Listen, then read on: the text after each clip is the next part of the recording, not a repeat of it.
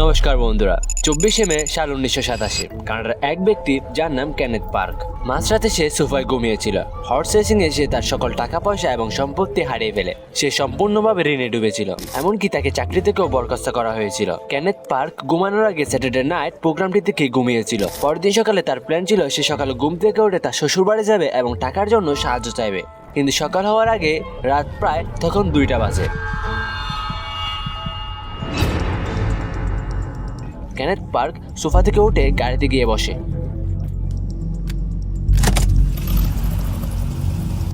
মাঝরাতে প্রায় 22 কিলোমিটার গাড়ি চালিয়ে সে তার শ্বশুর বাড়িতে যায়।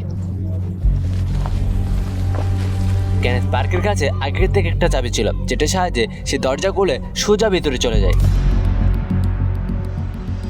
ঘরের ভেতর ঢুকে সে তার শাশুড়িকে হত্যা করে এবং শ্বশুরকে গুরুতরভাবে আহত করে। এরপর সে নিজে পুলিশ স্টেশনে গিয়ে স্বীকার করে সে 2 জন মানুষকে খুবই নৃশংসভাবে হত্যা করেছে।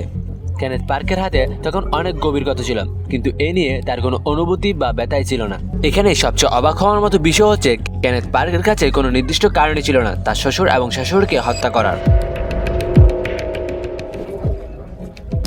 যখন এই হত্যাকাণ্ডের মামলা আদালতে যায় তখন কেনেথ পার্কের উকিল যা বলল তা শুনে সবাই অবাক হয়ে যায়। তিনি বলেন কেনেথ পার্ক এই হত্যাকাণ্ড ঘুমিয়ে ঘুমিয়ে করেছে, এজন্য তাকে কোনো শাস্তি দেওয়া উচিত হবে না, কারণ সে ওই সময় স্লিপ ওয়ার্কিং অবস্থায় ছিল। এখন একটাই প্রশ্ন, আসলেই কি কারো পক্ষে ঘুমের মধ্যে হত্যার মতো এত নৃশংস কাজ করা সম্ভব? চলুন এই ব্যাপারে আরো গভীরভাবে জানা যাক।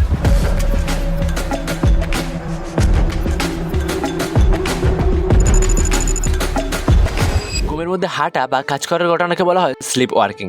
এটি এক ধরনের ঘুমজনিত ব্যাধি, যেখানে মানুষ ঘুমন্ত অবস্থায় অবচেতন হয়ে উঠে পড়ে, হাঁটে, এমনকি অনেক জটিল জটিল কাজও করে ফেলে, অথচ পরে তার কিছুই মনে থাকে না। সাধারণত এই ঘটনা ঘটে এমন সময় যখন মানুষের মস্তিষ্কের আংশিক সক্রিয় থাকে কিন্তু সচেতন অংশ ঘুমিয়ে থাকে। বিজ্ঞানীরা বলেছেন এর পেছনে অনেক কারণ থাকতে পারে, যেমন অতিরিক্ত মানসিক চাপ, ঘুমের অভাব, মাদক বা অ্যালকোহলের প্রভাব অথবা জেনেটিক প্রবণতা। তবে ঘুমের মধ্যে হত্যা বা সহিংস আচরণ করা অত্যন্ত বিরল ঘটনা। এমন ঘটনা ইতিহাসের পাতায় কয়েকবারই দেখা গেছে।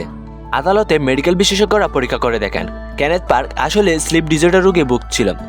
ঘটনার সময় তার মস্তিষ্কের সচেতন অংশ বন্ধ ছিল, কিন্তু মোটর ফাংশন সক্রিয় ছিল, অর্থাৎ সে ঘুমিয়ে ঘুমিয়ে তার শারীরিক কাজগুলো করছিল, ড্রাইভ করা, দরজা খোলা, এমনকি হত্যা করা সহ, অথচ পরে তার কিছুই মনে ছিল না। শেষ পর্যন্ত আদালত রায় দেয় কেনেথ পার্ক হত্যার উদ্দেশ্যে এই কাজটি করেনি, ফলে তাকে নট গিল্টি অর্থাৎ নির্দোষ ঘোষণা করা হয়।